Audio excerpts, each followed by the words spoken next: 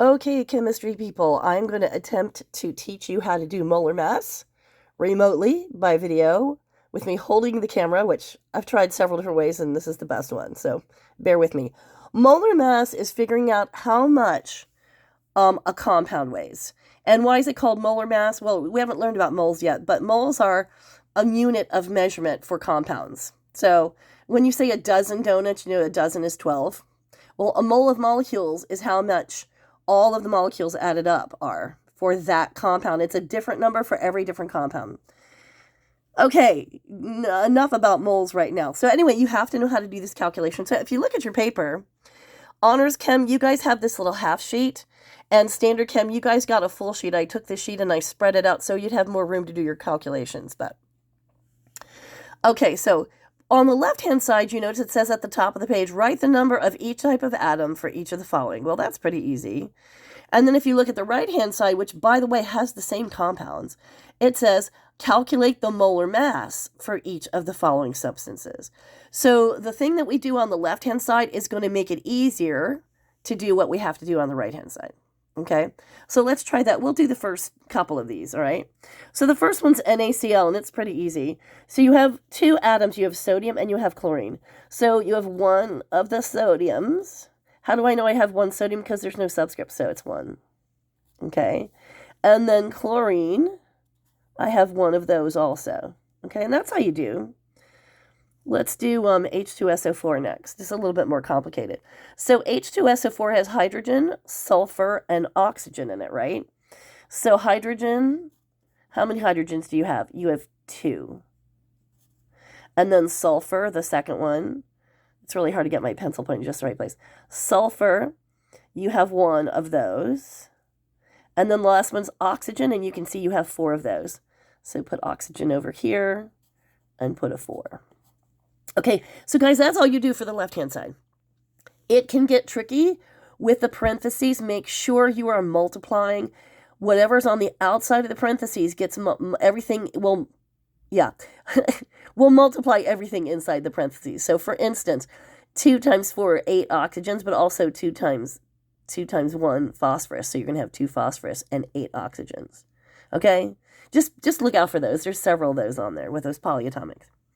Okay, so now that you have that stuff written, you're going to use that information over on the right-hand side. So on the right-hand side, to calculate molar mass, you notice the word mass in there, we need to find out how much each atom weighs.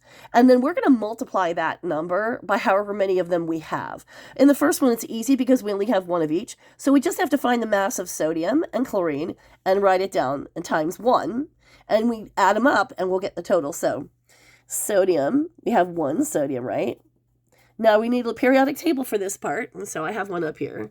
Sodium's on the far left-hand side, and you see the mass at the bottom there? It's 22.9. You're going to round that to 23. So come back to your paper. So 1 times 23, and that's 23. And then you're going to do the same thing with the chlorine. So you already know that you have 1 chlorine, right? Times whatever chlorine weighs. So let's go over to the other side of the periodic table. And now chlorine's a little tricky compared to some of the others when it comes to rounding it because it's halfway in between 35 and 36.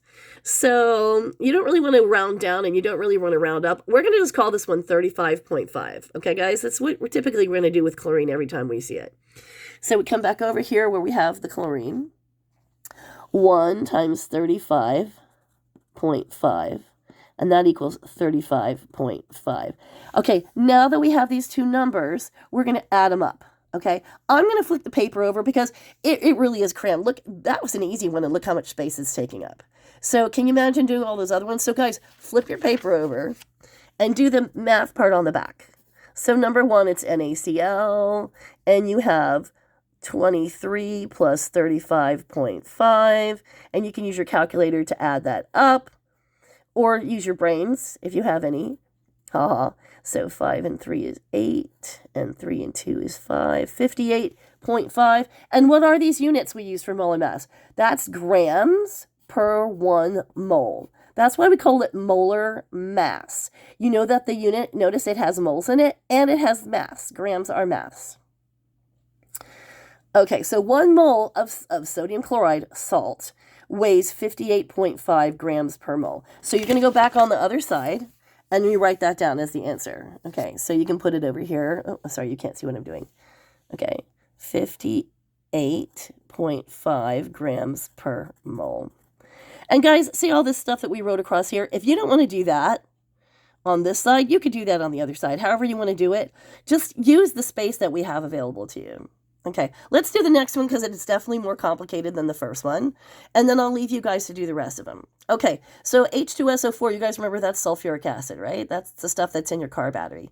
So we have 2 hydrogens, 1 sulfur, and 1 oxygen. So we're going to have to look up all 3 of those masses. Okay, hydrogen, you should probably already know that hydrogen weighs 1. I mean, look, 1.008, yeah, that's 1. So we're going to go over here. I'm going to do this one on the back because there's not a lot of room here. I'm going to do the number 2 on the back. So we have hydrogen, we have 1 times 1, which is 1, okay? And then the next element, you guys remember, it was sulfur, and we have 1 of those. Oh, I lied. Did you guys catch me? There wasn't just 1 hydrogen, there was 2 hydrogens. I should have a 2 there. I'm glad I caught me before I confused you guys totally. There's 2 hydrogens times 1. Let's just go over on the other side and look so you can see. Yeah, see there's 2 hydrogens, guys. 1 sulfur and 4 oxygens. Okay, so that's the downside to flipping the paper over. All right, so now we have 1 sulfur. We need to know what to multiply by. So we go up on the periodic table again, and we find sulfur, and it weighs 32.06, because we're going to round that to 32. Let's go back over here, 32. So that's going to be 32. And then oxygen was the last one. We had 4 of them, right? Let's just go double check that on the other side. Yeah, see, we had 4 oxygens. There it is in the formula, right? So we got to find out what 1 oxygen weighs. We know it's going to be 4 times whatever oxygen weighs. So go over here, oxygen, and oxygen weighs 15.999. I think you know that you're going to round that to 16. So let's put 16 over here. Okay. 16 times 4 is the same thing as 8 times 8, which is 64. Yes, I use a distributive property with math all the time, and it saves me having to get my calculator out. Okay, guys, so now I have these 3 numbers. I'm sorry, this number is still wrong. Do you guys see I still messed up over here on hydrogen? I guess that one was too easy. Guys, 2 times 1 is not 1, is it? Duh. It's 2. I don't know, should I record this whole video because I messed that up? Well, hopefully not. I don't feel well enough to do it again. So guys, just suck it up and make it work. Okay, so you're gonna add 2 plus 32 plus 64. So